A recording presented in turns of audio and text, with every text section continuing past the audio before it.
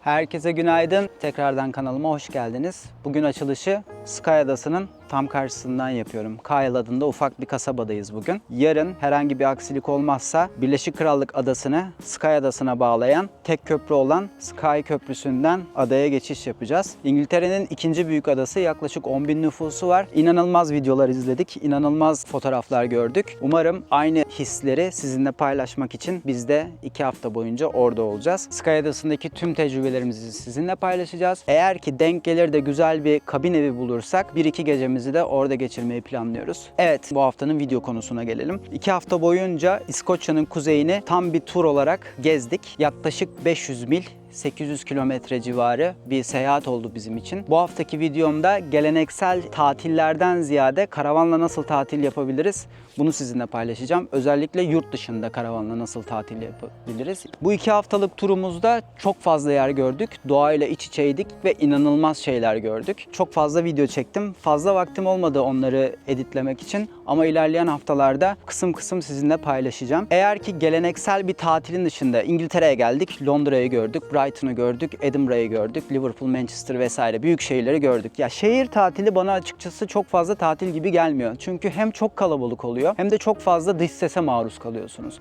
O nedenle çok dinlenilmiş bir tatil olmuyor benim için ve ekonomik olarak da çok fazla para harcıyorsunuz. Dışarıda yiyorsunuz, gittiğiniz yerlere para ödemek zorundasınız, ulaşıma devamlı bir para ödemek zorundasınız vesaire. Aslında maliyeti biraz da yüksek oluyor. Bu nedenle bu hafta sizlere yolda gördüğüm en büyük karavan şirketlerinden de örnekler vererek burada bir tatil planlamaya çalışacağım. Karavan tatili. Ailenizle, eşinizle veya yalnız olarak bu tatili kolayca yapabilirsiniz. Çünkü görecekleriniz gerçekten mükemmel şeyler. O nedenle böyle bir video hazırlamak istedim. Böyle bir tatili planlarken biz hangi uygulamaları kullandık, nerelere uğradık, nereleri gördük, kısa kısa bunlardan bahsedeceğim sizlere. Umarım memnun kalırsınız. Herhangi bir sorunuz veya yardım istediğiniz bir nokta olursa lütfen bana yazın. Ben size yardım etmekten her zaman mutluluk duyarım. Biliyorsunuz ki karavan hayatı her zaman bir rutin, her zaman yapılması gereken şeyler var ve bunlardan en önemli kısmı da gününüzü planlamak veya nerede kalacağınızı planlamak. Bizim sabit bir yerimiz olmadığı için mecburen 2-3 günde bir yer değiştirmek istiyoruz. Aslında biraz mecburiyet değil, biraz keyfi ama biz yine de aynı lokasyonda çok fazla kalıp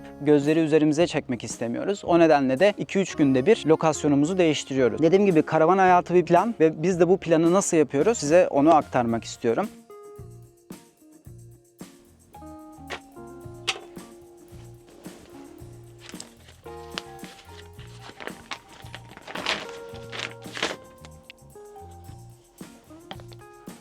Evet, Büyük Britanya haritasını açtım. Şu an önümde sizin de gördüğünüz gibi Edinburgh ve Glasgow, iki büyük İskoç şehri burada. Biz turumuza Inverness'ten başladık ve tamamen bu kuzey rotasını yaptık. Bu rota NC 500 diye geçiyor. 500 milli Kuzey İskoçya rotası. Popüler olmasının nedeni de tabii ki doğal güzelliği. Daha önce Norveç gibi ülkelere gittiyseniz aynı fiyort yapıları burada da mevcut ve İskoçya'nın bildiğiniz gibi Highland'leri dünyanın en meşhur ve en görülmesi gereken yerlerinden birisi. O nedenle bu rota çok popüler bir rota. Hadi gelin şimdi karavanı kiralayalım öncelikle. Bahsettiğim bu iki firmadan birisi Indie Campers, diğeri de Road Surfer. Bu iki firmanın araçlarını yolda çok fazla gördüm. Bu nedenle bu iki firma üzerinden senaryo oluşturup gitmek istiyorum sizin için. Bakalım karavanın kiralama maliyeti ne kadar olacak bizim için? Öncelikle Türkiye'den Edinburgh, Londra ya da sizin uçmak istediğiniz herhangi bir şehri seçelim. Ben Edinburgh olarak seçmek istiyorum. Çünkü kuzeye en yakın ve Türkiye'den direkt uçuşu olan şehir Edinburgh. Bu nedenle Edinburgh üzerinden oluşturalım. Tarih olarak ben açıkçası size yaz aylarını önermem. Çünkü bu rota yaz aylarında çok kalabalık oluyor. Özellikle okul tatiliyle birlikte aileler bu rotayı çok tercih ediyorlar. Çünkü Kuzey Denizi'nin kumsal sahilleri de çok fazla. Yaz aylarında da güzel havalarda insanlar burada yaz tatilini geçirmek istiyorlar. Bir diğer etken de yazın bataklık bölge biraz fazla olduğu için ufak sinekler çok fazla var İskoçya'nın kuzey bölgesinde. Bu da rahatsız edici olabiliyor. Hem karavanın içine giriyorlar hem de siz yürüyüş yaparken, bir doğa yürüyüşü yaparken veya doğanın içindeyken etrafınızı sarıyorlar ve bu da açıkçası hoş bir deneyim vermiyor. O nedenle benim tavsiyem bahar aylarında ya da sonbahar aylarında gitmeniz. Özellikle Eylül sonunda, Ekim başında gitmeniz bence en ideal tarihlerden birisi. Biz 15 Ekim gibi buraya geldik ve tarih olarak gerçekten çok iyiydi. Hem şansımıza hava çok güzeldi hem de yol çok kalabalık değildi. O nedenle çok keyif aldık bu seyahatten. Yaklaşık 2 hafta sürdü. Ben size 1 haftalık bir senaryo oluşturacağım öncelikle. Varsayalım ki 3 kişilik bir aileyiz ve buna göre maliyet hesabı yapalım. Ekim ayını geçtiğimiz için ben önümüzdeki sene Ekim ayına bakacağım. Hemen geliyorum. Ekim'in 13'ü ile 20'si arasında 7 günlük bir karavan tatili planlamak istiyorum ailemle. Aramaya tıkladığım zaman da şirket bana farklı araçları, farklı özellikteki araçları listeliyor. Burada ebatlar özellikle ön planda oluyor. Bir de otomatik veya manuel şanzıman olması fiyatı etkiliyor tabii ki. Bir de şöyle bir avantajı var. Eğer yaz aylarında kiralamak isterseniz talep çok fazla olduğu için belki de bu fiyatın 2 katını ödemek zorundasınız. Ama dediğim gibi sonbahar veya da ilkbahar aylarında kiralarsanız fiyatlar aynen şu an ekranda gördüğünüz gibi. Evet, senaryomuz 3 kişilik aile üzerineydi. Gördüğünüz gibi burada araçlar listeleniyor fiyatlarıyla birlikte. Tabii ki de bu seyahati tek kişi olarak da yapabilirsiniz. Tek kişi için de ideal Volkswagen'in California modeli var, örnek veriyorum. Tek başınıza gayet güzel bir deneyim yaşayabilirsiniz. Onun dışında kalabalık bir aileniz varsa ve karavan sürme tecrübeniz çoksa Alcoven tarzı büyük kasa araçlarda kiralayabilirsiniz. Ama dikkat edin, yollar çünkü bazı bölgelerde çok dar ve karşılıklı geldiğiniz zaman manevra kabiliyetinizin çok iyi olması gerekiyor. Çünkü bir sıkışıklık oluşuyor ve birinin birine yol vermesi gerekiyor. Yollarda cepler oluşturmuşlar. Rahat bir şekilde geçebiliyorsunuz ama yine de dediğim gibi her zaman ideal ölçülerde araç kiralamak stresi en aza indirecektir. Bizim kullandığımız araç Peugeot Boxer uzun kasa.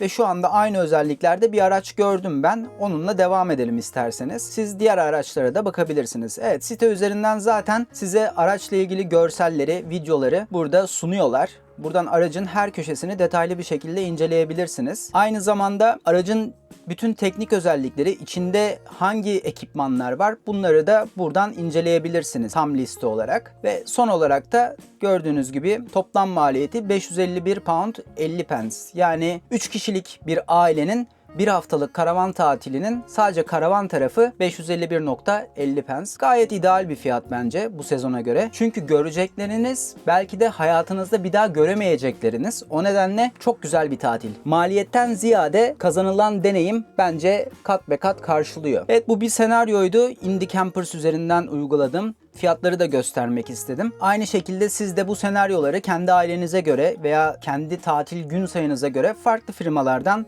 araştırabilirsiniz. Ben yolda en çok gördüğüm 2 firmayı seçtim ve bunların üzerinden size bilgi vermek istedim. Siz girin, bakın, sağını solunu kurcalayın sitenin ve dilediğiniz aracı kiralamaya çalışın. Eğer ki sıkıştığınız bir nokta olursa dediğim gibi bana yazın. Ben size gerekli bilgileri veririm, bilgim dahilinde. Tabii karavan maliyetinin dışında buna ek olarak benzin maliyeti ya da dizel maliyeti de ekleniyor. Ortalama 500 mil demiştim bu tatilin süresi. Muhtemelen 200 poundluk bir yakıt gideriniz de olacaktır maksimum. Eğer ki ekstradan mil yaparsanız. Yakıt ücretini de 200 pound olarak düşünebilirsiniz. Ekstradan bir de mutfak alışverişi. Ne yiyeceğiz, ne içeceğiz sonuçta. Kuzey İskoçya'da da Aldi ve Lidl var. 3 kişilik bir aile için haftalık 80-90 poundluk bir alışveriş yaparak 7 gününüzü çok rahat geçirebilirsiniz. Onun dışında keyfi harcamalarınız olursa bunu da üzerine eklersiniz. Yani bir gecede de dışarıda yiyelim, bir gecede pub'a çıkalım gibi alternatif eğlence arayışınız varsa da yol üzerinde çok güzel yerler var. Oraları da değerlendirebilirsiniz. Göstereceğim uygulamalarda da zaten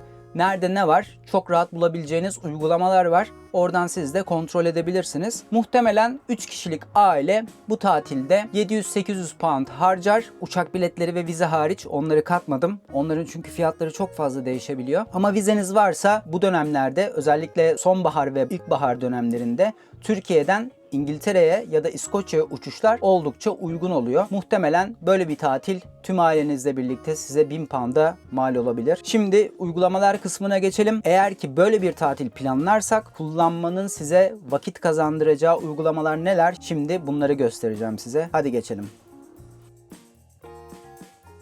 North Coast 500, bunu Apple Store, Android Store'da bulabilirsiniz. Haritayı offline olarak da indirebiliyorsunuz. Burada farklı kategoriler var. İlk olarak haritalardan başlayalım. Bu haritada genel olarak yapacağınız turu görüyorsunuz. Yani Inverness'ten başlayıp Inverness'e doğru dönen bir tur. Genelde bu turu herkes doğudan batıya doğru yapmayı tercih ediyor. Çünkü en güzel kısımlar batı bölgesinde ve insanlar burayı ilk baştan görüp de daha sonra hüsrana uğramak istemiyorlar. Bu nedenle doğudan başlayıp batıya doğru yapılan tur en güzel programlanan turlardan bir tanesi.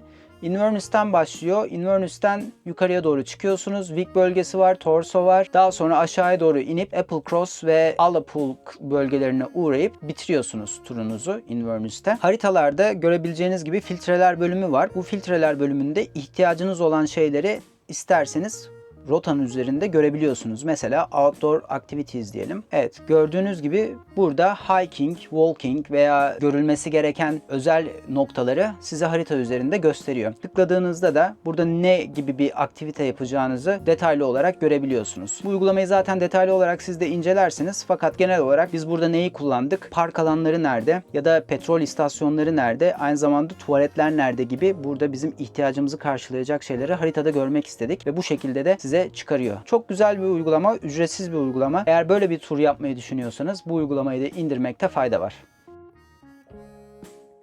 Bir diğer uygulama da Park Fortnite uygulaması. Biz bu uygulamayı premium olarak satın aldık. Yıllık 10 euro gibi bir ücreti var. Bu uygulamayı çok sıklıkla kullanıyoruz. Nerede servis alanı var, tuvalet, duş, park yeri, ücretsiz park yeri, kamp yapabileceğimiz yerler, bunları bu uygulamayı kullanan insanlar harita üzerinde pinliyorlar. Siz de bu bilgilerden yararlanarak planınızı daha rahat yapabiliyorsunuz. Bu en çok kullandığımız uygulamalardan birisi. Örneğin önümüzdeki günlerde Sky'da olacağız ve Sky'da kalınabilecek yerleri bulmaya çalışacağız. Bu bizim işimizi kolaylaştırıyor. Çoğu zaman spontane olarak biz bu yerleri ziyaret ediyoruz ve eğer kalınacak pozisyondaysa kalmayı tercih ediyoruz. Ama bu uygulamayı kullanmaya başladıktan sonra da insanların bize önerdiği yerlerde de kalmaya başladık. Buraya gördüğünüz gibi yorumlar yapabiliyorlar, yıldız verebiliyorlar kaldıkları yerle alakalı. Gördüğünüz gibi fotoğraf da ekleyebiliyorsunuz. Bu şekilde kalınacak yeri veya bir ihtiyacınız varsa ihtiyacınızı görecek yeri de bulabiliyorsunuz. Aynı zamanda buraya gitmek için hemen haritalardan lokasyon da alabiliyorsunuz ve sizi buraya Google haritalardan götürüyor. Ne kadar sürede gideceğinizi de görebiliyorsunuz. Nasıl gideceğinizi de görebiliyorsunuz. Bu da çok sıklıkla kullandığımız uygulamalardan birisi. Uygulamanın adı Park Fortnite. Bir diğer uygulama da tahminimce zaten herkesin de sıklıkla kullandığı bir uygulama Google Haritalar. Google Haritalarda da biz kendi listemizi oluşturuyoruz. İlerleyen dönemlerde tekrardan burayı ziyaret etmek istersek bizim elimizde de hazır bir liste var. Biz bunu kategorize ettik. Petrol istasyonları, su doldurabildiğimiz yerler, görülmesi gereken ve manzarası güzel olan yerler, kaldığımız yerler, parayla mı kaldık veya ücretsiz olarak mı kaldık, bunları hepsini tek tek pinledik ve kategorize ettik. Bu liste şu anda herkese açık değil ama ilerleyen dönemlerde biz bunu daha da düzenleyip herkese açık hale getireceğiz. O dönemde de sizlerle paylaşırım bunu. Gördüğünüz gibi şu anda bulunduğumuz nokta, ileride bizi bir petrol ofisi bekliyor ve Sky içinde kalmayı planladığımız iki farklı lokasyon var. Bu lokasyonları da gidip göreceğiz. Aynı zamanda Google haritaların şöyle bir özelliği de var. Herkesin bildiği gibi. Offline haritalardan dilediğiniz bölgeyi indirebiliyorsunuz. İskoçya'nın kuzeyinde arabayı sürerken belki çok fazla internet bağlantısı bulamayız diye biz İskoçya'nın kuzeyine indirmiştik offline olarak. Fakat öyle bir durum yaşanmadı. Çünkü İskoçya'nın bu rotası çok popüler olduğu için telefon sinyaliniz her zaman güçlü ve her zaman internetiniz var. Ama siz de eğer bir harita indirmek isterseniz telefonunuza, bulunduğunuz bölgede sizin ihtiyacınızı karşılayacak kadar kısmı seçip buradan indirebilirsiniz. Böylece internet bağlantınız olmasa bile bu haritayı offline olarak kullanabiliyorsunuz. Umarım faydalı bir içerik olmuştur hepimiz için. Eğer ki sorunuz olursa lütfen bana yazın. Ben size vakit buldukça yardım etmeye çalışacağım. Şimdi size bu kuzey turundan derlediğim birkaç videoyla baş başa bırakacağım. Siz orada hayallere dalarken ben de Sky Adası'na bakıp hayallere dalacağım. Önümüzdeki hafta görüşmek üzere. Kendinize çok iyi bakın. Sizleri seviyorum.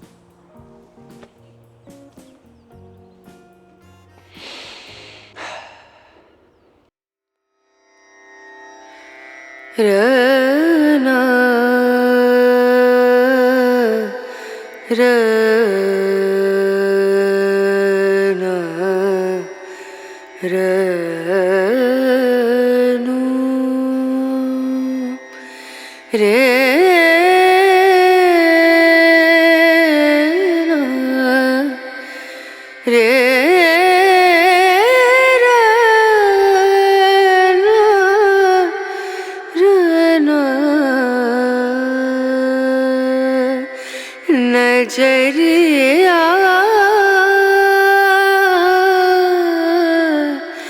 लागे,